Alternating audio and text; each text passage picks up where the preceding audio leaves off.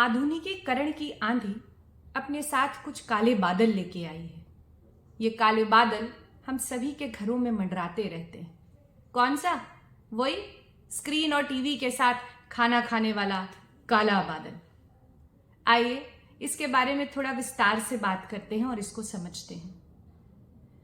जब प्रकृति एक जीव को मां की गर्भ में डालती है, मां की गर्भ में देती है, तो प्रकृति उसको अपने आप वो एबिलिटीज प्रदान करती है जिससे वो स्वयं का खाना, पानी, श्वास सब ले सके।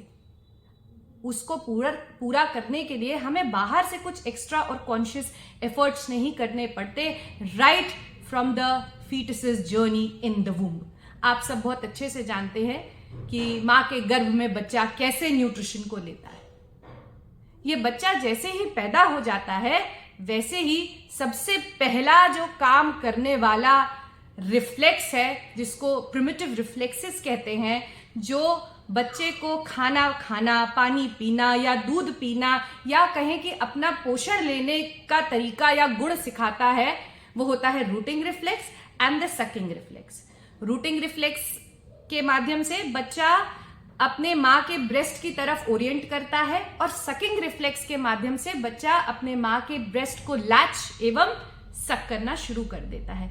जी हाँ, अगर कोई ऐसे एनवायरमेंटल कंडीशन नहीं है कि माँ अवेलेबल नहीं है या मिल्किंग नहीं हो रहा है या बच्चे को कोई डेवलपमेंटल डिले उस समय बर्थ के समय या जन्म से पहले हो गया है, तो नेचुरल विकास में, नॉर्मल डेवलपमेंट में ये सारी चीजें प्राकृतिक रूप से अपने आप ही हमारे अंदर माँ प्रकृति देके भेजती है। उसके लिए हमें कुछ एक्स्ट्रा या कॉन्शियस एफर्ट्स नहीं करने पड़ते हैं। अब दूध पीता माँ का ये बच्चा धीरे से बड़ा हो रहा है। ये इतना बड़ा हो गया अब कि ये शायद बहुत देर तक एक जगह पे बैठ के नहीं खाए या उसकी रुचि अलग अलग खाने में विकसित हो जाए, अलग अलग रंगों में विकसित हो जाए। कहने का मतलब है वो अपना मत रखना शुरू कर देता है कि मैं ये खाऊंगा और मैं ये नहीं खाऊंगा, मैं ऐसी ही चीजें खाऊंगा और मैं ऐसी ही चीजें नहीं खाऊंगा। अब यहाँ पे हम सबको एक बात समझनी है कि ये बच्चे का ओपिनियन है कि मैं ये चीजें खाऊंगा और मैं ये चीजें नहीं खाऊंगा। ये उसकी प्रकृति नहीं है। हमने इस ओपिनियन को क्या किया है, थोड़ा सा फ्यूल दे दिया है कि ठीक है भैया, अगर तुम इसी चीज को खाओगे तो हम तुम्हें यही चीज देंगे और तुम ये नहीं खाओगे तो फिर हम ये चीज तुमको नहीं देंगे। आपको इसको थोड़ा सा और बारीकी से समझना है और अपने ऊपर रख के इस सिचुएशन का मूल्यांकन करना है। जैसे जैसे बच्चा बड़ा होता जाता है वैसे वैसे माता पिता की व्यस्तता बढ़ती चली जाती है। यूजुअली आज के दौर में दोनों ही पेरेंट्स काम कर रहे हैं। बच्चे को पालने वाला जो सपोर्ट सिस्टम होता है या तो वो नैनीज के पास होता है या संगठित परिवारों का जो सुख है ग्रैंड पेरेंट्स के साथ होता है।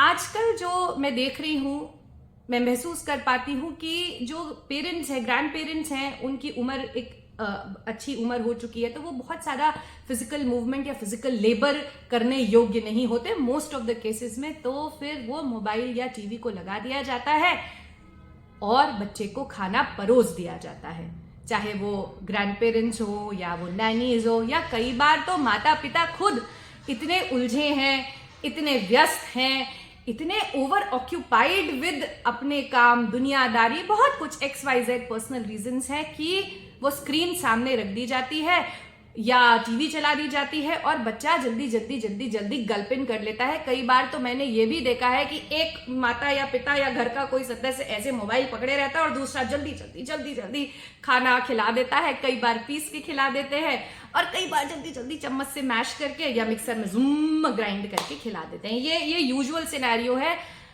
सामान्य विकास कर रहे घरों के बच्चों के साथ भी। ध्यान रखिएगा, मैं इस समय सिर्फ असामान्य विकास कर रहे बच्चों की बात नहीं कर रही हूं। यहाँ पे एक बहुत महत्वपूर्ण बात जो समझने वाली है वो यह है कि जब बच्चा खाने की थाली को देख नहीं रहा है तो वो अपने विजन को कलरफुल चीजें देखना खाने की थाली पे, ऐसा जो फीडबैक है वो नहीं दे रहा है। जब बच्चे का ध्यान अपने खाली के थाली में नहीं है तो वो हींग के लग रहे छौंके को नाकों से सूंघ नहीं रहा है, खुशबू नहीं ले रहा है, या मम्मी ने अगर किचन में खीर चढ़ाई है या दादी माँ अगर खीर औटा रही है, उसको पता ही नहीं है कि खीर की खुशबू किसको कहते हैं, तो डिमांड वो क्या करेगा।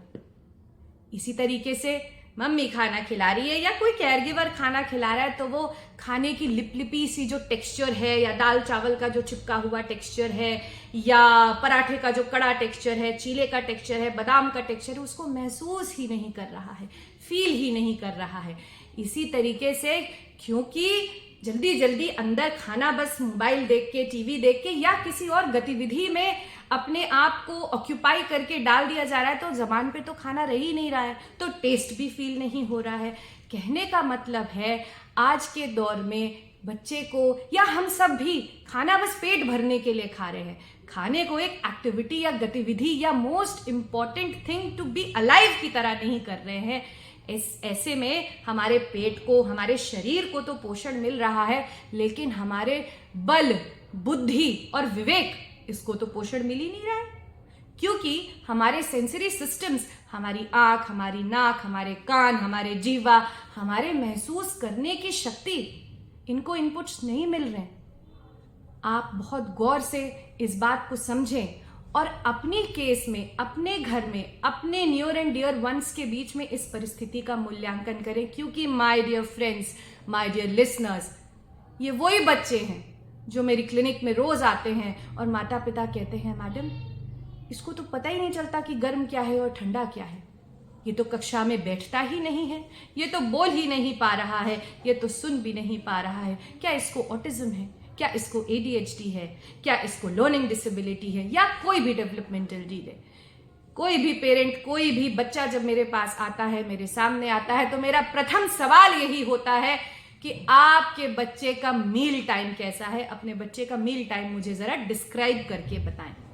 अमूमन तौर पे मील टाइम और स्क्रीन टाइम के बीच में एक भारी मित्रता हो गई है, हमारे बच्चों के लिए ही नहीं, हम सब के लिए भी।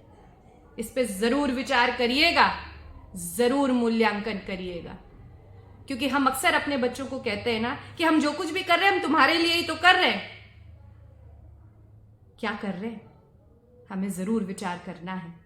और यदि आपने लाख जतन कर लिए हैं और आपको आगे की राह नहीं समझ में आ रही है, तो एक कुशल ऑक्यूपेशनल थेरेपिस्ट से जरूर कनेक्ट करें, उनसे जरूर कंसल्ट करें, क्योंकि ये वही बच्चे हैं जो आज बैठ के खाना नहीं खा रहे, देख के नहीं खा रहे, महसूस करके नहीं खा रहे, समझ के नहीं खा रहे। ये कल अपनी कक्षा में कैसे बैठेंगे, ये कल कहानियां कैसे सुनाएंगे, ये प्राकृतिक रंगों को कैसे समझेंगे, ये प्राकृतिक खुशबुओं को कैसे समझेंगे। मैं आशा करती हूं मैं अपने इंटेंशंस आपको कम्युनिकेट कर पाई होंगी। वासुदेव कुटुंबकम।